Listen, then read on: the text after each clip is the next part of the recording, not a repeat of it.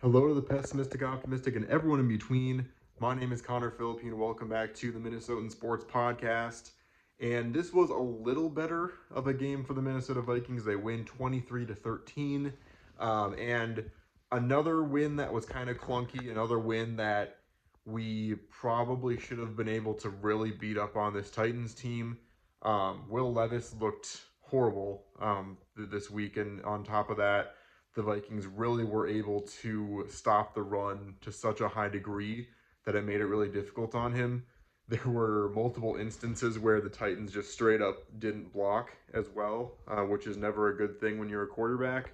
Um, some very big key plays at certain moments definitely saved the game from being a completely embarrassing blowout for the Titans.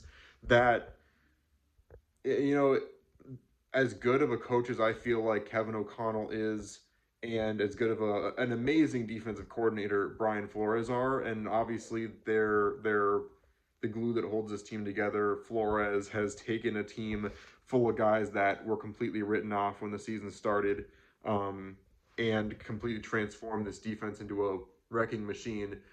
But there are some plays where it's just like, what are you what are you thinking? What are you doing here? Where we tried to press too much on that third down, and we just went full on for the safety. We were just kind of throwing it all to the wind, and going for the safety, and we ended up giving up a 99-yard touchdown, which at that stage in the game, if we had just forced that punt, we would have been in such a commanding, position in that game.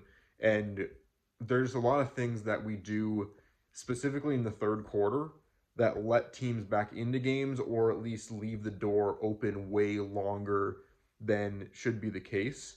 And I think that's kind of the main takeaway I get from this game, is that the Vikings, need to just be a better team in terms of closing out wins, especially against teams that they should defeat, as the Chiefs go up 7-6. Dang it. But the Vikings need to be better in the third and fourth quarter in terms of managing leads, because we have gotten really lucky the last 2 weeks. If we played like this in the second half against some better teams, we would have been in pretty rough shape. Obviously, every team goes through things like this, and we can fix things and make it better. But just maintaining control is something that we need to get better at. The offense just was not firing on all cylinders in the second half, and really just way too many 3-and-outs. So many situations where if we had just gone a nice 7-minute drive or 6-minute drive running the ball, even if we only came away with a field goal at the end of the drive, eating up that clock would have easily won us the game before it even got to a point where we had to worry. And I mean, there were so many situations like that where we gave up the ball after only three or even two plays sometimes. We gave up that uncharacteristic fumble where, it wasn't a sack, it wasn't a bad interception. We just threw the ball on a sweep, or not a sweep, a toss, and just Darnold missed the toss, and that was at the very beginning of the game. But just in general, those miscues were more well managed in this game. In general, we didn't give them too many turnovers, but we just need to be better on third downs, prolonging drives, and it was a little too conservative for my taste near the end of the game, although there were a couple situations we went for it on fourth down, up by a touchdown or up by 2 scores, where I feel like I would have just gone for the touchdown. Either way, not giving up those big plays to keep bad teams in games and closing out games are really the takeaways I took away from this. Hawkinson, I feel like, still is kind of getting acclimated, and needs a little more time to figure things out in this offense. Not to mention the fact that we have two guys in Oliver and Munt that are actually doing still a very good job. That's fine. My wife just came in. But yeah, the Vikings at this stage um, have plenty of things to improve on.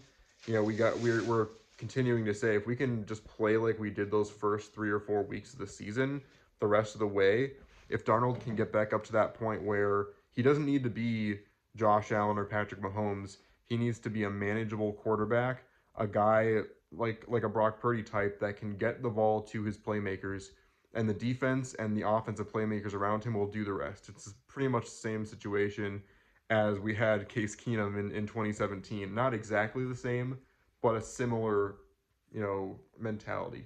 This defense is amazing, and it has capability to do some great things. And we saw that. We saw the defense really carry this team the last few weeks. And we also know this team has playmakers. We just need Darnold to make good enough decisions to get them the ball and not turn the ball over, and we can be in pretty good shape. And so we end up winning this game 23-13. The last thing I want to say is, I went on Instagram after the game and I looked at the final score and everything, and I still saw Vikings fans that were complaining about how we're never going to do anything in the playoffs with this style play, and that we didn't do quite enough um, to really stand tall against any of the other great teams in the AFC or NFC. I just want to quickly remind people that before the season started, the Vikings were projected 5 or 6 wins this year. Like I certainly did not expect. I was seeing this team as a 7-10 team this year. Pretty much everyone else was expecting the same thing. It was about a 50-50 split on whether the Vikings or Giants would win week 1. That's how low the expectations were for this team going into the season. So just don't fly too close to the sun, I guess is what I'm trying to say. I'm not usually an optimistic fan, but I'm kind of taking the ride this year as if we are a first round exit this year, I'm just happy we made the playoffs.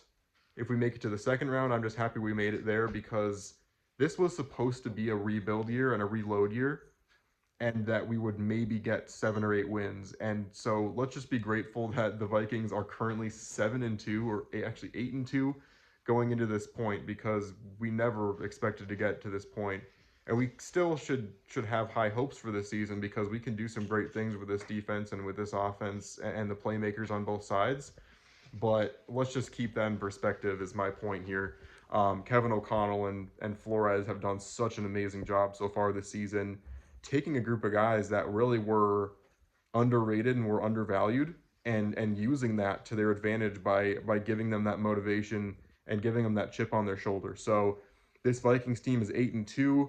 I live in Wisconsin now, if you didn't know, and I went to Buffalo Wild Wings in Stevens Point, and it was really funny seeing the end of that game versus the Packers and Bears.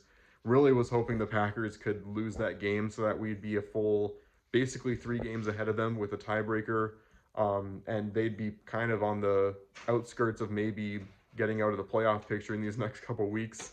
But it is also very funny seeing the Bears lose that way. So I'll be definitely making some videos about that. And I'm hoping I'll be back to my normal schedule. After these last few weeks have been insane, I'm hoping I'm getting back into making game previews, making picks for each week, and making maybe even some post game and post week analysis on Mondays. Now that I'm kind of just in my normal swing of things again. So definitely stay tuned for a Vikings Packers fully made preview video. I'm going to get all my gear set up finally in my new apartment and get that all going. So thanks so much for watching. Thanks for your support. Skol Vikings, again, we win 23-13 against the Titans, sweep the AFC South. Let me know what you think in the comments, and I'll see you on the flip side.